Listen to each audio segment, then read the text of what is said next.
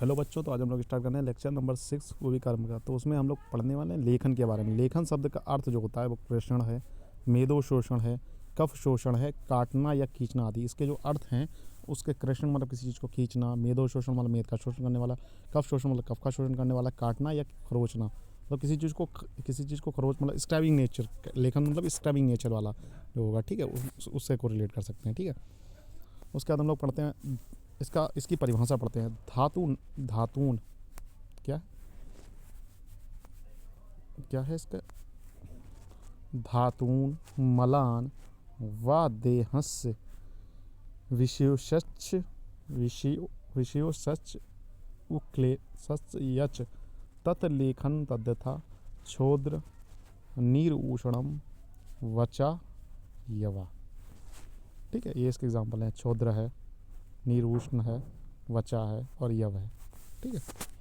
इसके एग्जाम्पल्स हैं, इसके 4 एग्जाम्पल्स हैं, ठीक है। तो क्या क्या है?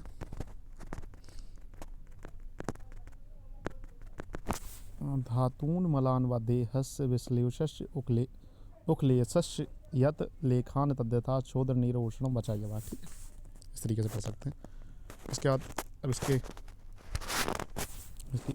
जो द्रव्य संपूर्ण शरीर की धातुओं और मलों को सुखाकर या उखाड़कर या छील कर शरीर से बाहर निकाल देता है, उसे क्या कहते हैं? लेखन। लेखन मतलब स्क्रबिंग, मतलब कोई भी चीज़ स्क्रब करके बाहर से निकाल दे, ठीक है। जैसे है हम लोगों ने क्या बात, छोद्र माने मधु, उष्ण जल, वचा बताया था दूसरा, और यव माने जौ। इसके बाद हम लोग पढ़ने वाले हैं सुश्रुत संहिता में लेखन द्रव्य को पतलीकरण द्रव्य भी कहा गया है, ठीक है। तो ये पीजी के मतलब पीजी में पूछ सकता है पतलीकरण द्रव्य क्या है, तो यहाँ मतलब एज यूजुअल यहाँ पर तो नहीं पूछेगा, भी कहा गया है, ठीक है। अर्थात जो द्रव्य मेद को पिघला कर बाहर निकालते हैं उसे लेखन कहते हैं। पतलीकरण मतलब मेद को पिघला कर बाहर निकालते हैं, उन्हें लेखन कहते हैं, ठीक है। द्रव्य गुण के अनुसार कृषण द्रव्य में हितकर द्रव्य को मतलब द्रव्य गुण के अनुसार अगर हम डीजी के पॉइंट ऑफ व्यू से देखें तो कृषण कर्म में हितकर द्रव्यों को लेखन कर्म कहते हैं। मतलब जो इंसान को पतला करे उन्हें लेखन द्रव्य की कैटेगरी में रखा गया द्रव्य गुण के अनुसार। शैल्य तंत्र में व्रण में कठिन और उभरे हुए चर्म को मांस आदि धातुओं को शस्त्र के द्वारा हटाने को लेखन कहा गया। देखो अगर हम लोग देखें सर्जरी के पॉइंट ऑफ व्यू से, तो सर्जरी के पॉइंट ऑफ व्यू से अगर हम लोग देखते हैं तो क्या कहा गया सर्जरी पॉइंट ऑफ व्यू से? शैल्य तंत्र में यहाँ पर क्या कहा गया? शैल्य तंत्र में व्रण मतलब क्या होता है? वुंड, WOUND वुंड मतलब घाव, ठीक। व्रण और कठिन उभरे हुए चर्म को मतलब या तो घाव हो चुका है या कठिन उभरे हुए चर्म। कभी कभी नहीं होता, मतलब जो चर्म होता है मतलब स्किन, चर्म मतलब क्या हो गया? स्किन, जो स्किन हुई उभरी हुई। मांस आदि धातुओं को या मांस आदि धातु मतलब मांस वगैरह जो भी है को शस्त्र के द्वारा हटाने को लेखन कहा गया था। शस्त्र के द्वारा हटाने को लेखन, वहाँ पर लेखन एक कर्म है, ठीक है। शस्त्र कर्म में लेखन है आता है, ठीक है। उसके अनुसार पढ़ ली। तो द्रव्य गुण के हमें अभी तक यहाँ पर जो देखना है द्रव्य गुण ही देखना है, क्योंकि हमारा डीजी पॉइंट ऑफ व्यू है, ठीक है। डीजी और चरक पे ज़्यादा हम प्रेफरेंस करेंगे, ठीक है। अगली साल आपके सुश्रुत संहिता को प्रेफरेंस देंगे, ठीक है, सर्जरी वगैरह में। तो इसका रसपंचक देखते हैं। रस क्या है? कटु है, तिक्त है और कषाय है। लघु रूक्ष्म सूक्ष्म है। तो क्या है? कटु है, कटु तिक्त कष, इसका क्या है? कटु तिक्त कषाय है, लघु है, रूक्ष है और सूक्ष्म है। उष्ण है, कटु है, कफ शामक है। तो इसका रस क्या है? रस इसका है कटु तिक्त कषाय। गुण क्या है? लघु रूक्ष सूक्ष्म। वीर क्या है? उष्ण। विपाक क्या है? कटु। दोषकर्म क्या है? कफ शामक है, ठीक है।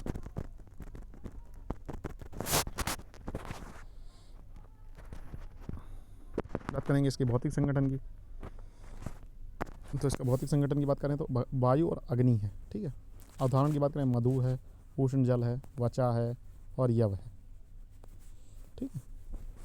चरक ने लेखनीय महाकसाय के द्रव्य देखो चरक ने इसके लेखन को लेखनीय महाकसाय में रखा है। आचार्य सुश्रुत ने सार आदि गण में रखा है। तो ये पॉइंट ऑफ व्यू नहीं इंपॉर्टेंट है, सिर्फ ये वाली पॉइंट इंपॉर्टेंट है कि चरक ने लेखनीय महाकसाय का वर्णन किया, क्योंकि लेखनी आपके महाकसाय भी है 5 नंबर में आपके सिलेबस में है, तो वहाँ से ये अच्छा क्वेश्चन पूछ सकता है। अप्लाइड एस्पेक्ट इनके किस में इस्तेमाल करते हैं इसका? स्थौल्य मतलब जिनमें ओबेसिटी ज़्यादा है। उपजीविका यानी कि एक प्रमेय उपजीविका मतलब ये वहाँ पढ़ोगे व्रण एक प्रकार का होता है जो जीभ में हो जाता है, ठीक है।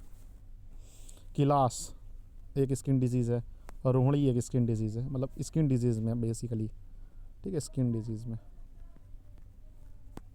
स्किन डिजीज़ में। ठीक है, मोड ऑफ एक्शन चलो इसका देखते हैं।